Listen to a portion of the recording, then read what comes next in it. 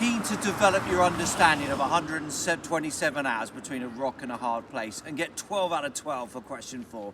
You're in the right place. Stay tuned. Get higher grades with Schofield on Shakespeare.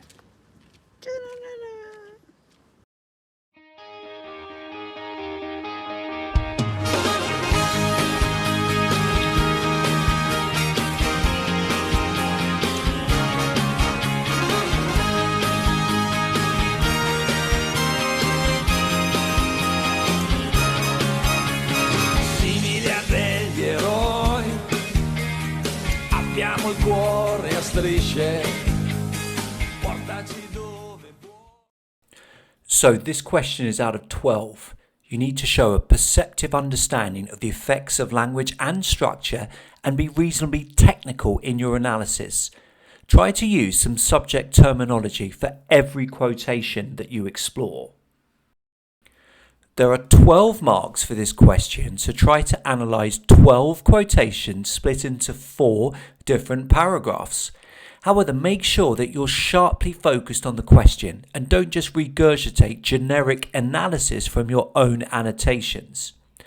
Subject terminology is very important with this exam board. Make sure that your analysis is as technical as possible. This video is going to explore this question. How does the writer use language and structure to interest and engage the reader? Jot this down. And now consider your text again in the light of this question. It's about to appear on screen at 5-second intervals. You may like to add additional annotations to your own copy of the text, choosing quotations particularly pertinent to this question. Press pause now.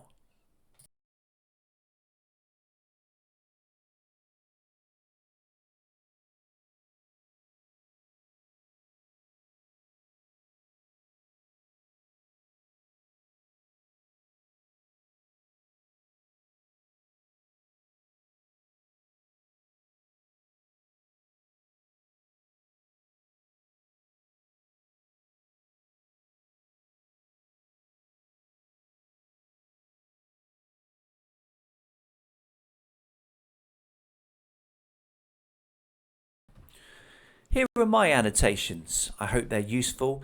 Press pause on each slide in order to read them through and potentially add to your copies of the text.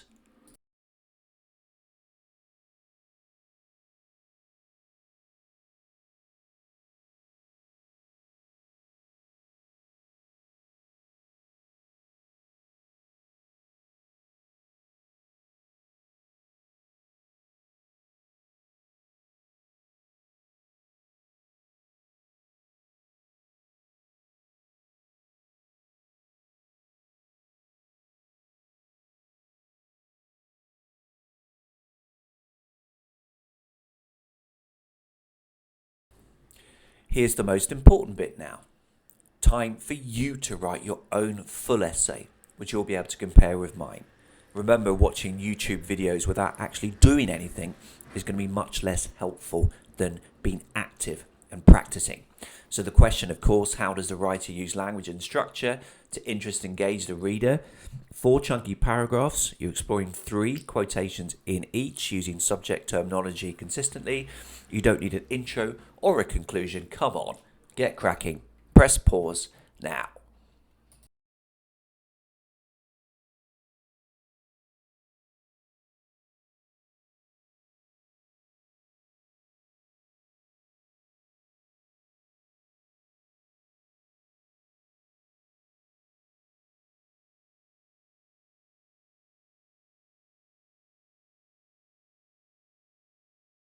How did you get on? Produce a delicious full marker. Took time to compare your response with mine.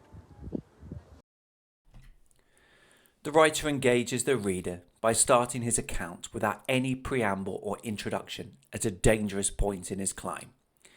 The opening sentence is, "I come to another drop-off."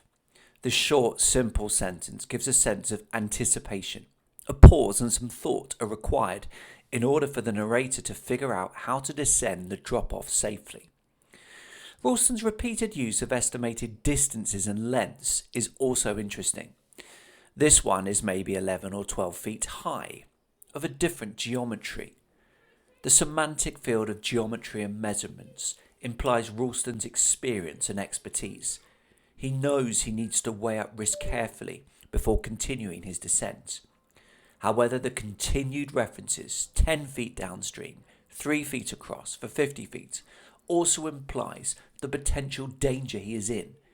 Detailed assessment is essential, as falling uncontrollably down 12 feet, for instance, could certainly cause injury, which could be life-threatening given the fact he is on his own in a remote location. Nonetheless, Ralston's narrative continues to give the impression that he is a specialist. He makes reference to a technique known as stemming or chimneying. The use of technical vocabulary confirms Ralston's expertise in the field of climbing. He knows not one but two terms to describe moving within a narrow passage using his feet, hands and back. In the second part of the extract, Ralston engages the reader by using urban imagery to illustrate the size of a wedged rock. He makes reference to a chockstone the size of a large bus tyre. This image helps the reader understand the scale of the landscape. This rock is therefore big enough for a human to stand on. However, the image of a bus tyre is completely out of place within a canyon and thus foreshadows its subsequent fall. Throughout this second section, Ralston continues to try to weigh up risk and calculate appropriate next steps. If I can step onto it, then I'll have a 9-foot height to descend. This conditional sentence highlights Ralston's continuing uncertainty. He knows that there is a possibility of the rock being dislodged by his weight, but feels that he has no option but to take this risk. The reader remains engaged by the detailed insight into Ralston's thought processes at this critical juncture, aided by the use of present tense and his first-person narrative. In particular, we're interested by the care and attempted precision of his movements. He has to squat and grip, sliding his belly over the front edge. These verbs show Ralston crouching and contorting his body in order to try to get into a hanging position from the chockstone. The most engaging part of the extract is a section in which Ralston describes the chockstone falling and trapping his right arm. He writes that the backlit chockstone falling towards my head consumes the sky. This hyperbolic imagery spotlights Ralston's perspective immediately below the tumbling rock and suggests that during these split seconds the rock appears so enormous and overwhelming that nothing else is visible. Ralston then writes, the next 3 seconds play out at 1/10 of their normal speed. The figurative language here engages the reader for its exaggeration of the idea of time slowing down for dramatic effect. It highlights the critical importance of the tiny time period for determining Ralston's future fate. Within the same paragraph, Ralston then explains exactly what happened in minute detail. In slow motion, the rock smashes, the boulder then crushes. This huge 73-word complex sentence highlights the rapidity and force of the chockstone's fall and how quickly Ralston had to respond in order to try to minimise damage or even being killed. The verbs smashes, crushes and tearing emphasise the violent power of the falling chockstone to cause significant injury, which is confirmed by the fact that Ralston ends up with a broken left hand and a trapped right arm. In the final section of the account, Ralston engages the reader with his descriptions of his feelings and unsuccessful attempts to free his arm. He writes, "Anxiety has my brain tweaking." Within this sentence, it is notable that the abstract noun anxiety is the subject rather than Ralston himself, which suggests that his fear is overwhelming and all-consuming. He is no longer in control of his responses. His brain can only emit brief jerks, rather than calm, rational thought. It is interesting that at this potentially life-ending moment that Ralston imagines a scene which sounds inspired by an improbable American movie. He references a probably apocryphal story in which an adrenaline-stoked mum lifts an overturned car. The adjective apocryphal suggests that Ralston is having to resort to fictional movie-inspired, impossible-sounding stories in order to summon up adrenaline and hope as he frantically tries to free his trapped right arm.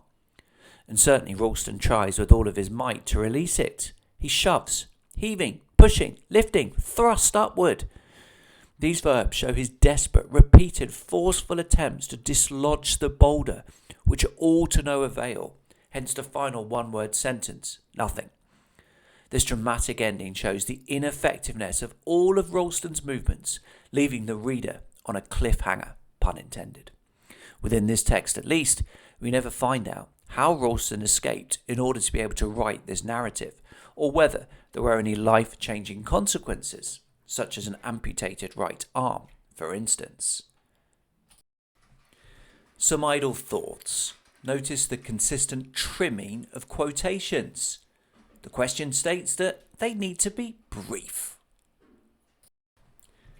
I typically write one sentence of analysis post-quotation, but when it comes to imagery, 2 sentences may well be needed, given that you would be exploring both literal meaning and connotations. Yet another reminder of the crucial importance of using subject terminology post-quotation. In this section, hyperbolic imagery, figurative language, complex sentence, and verbs. And should you include silly jokes, puns, as I do here, within brackets? Probably not. But I do think these analytical pieces can be imbued with a certain zest and flamboyance. I don't think they need to be completely stilted and dull for poorly paid examiners to read. By watching this video, you've blasted your way towards high grades. This has been a Schofield on Shakespeare production, exploring 127 hours between a rock and a hard place. Many thanks for watching.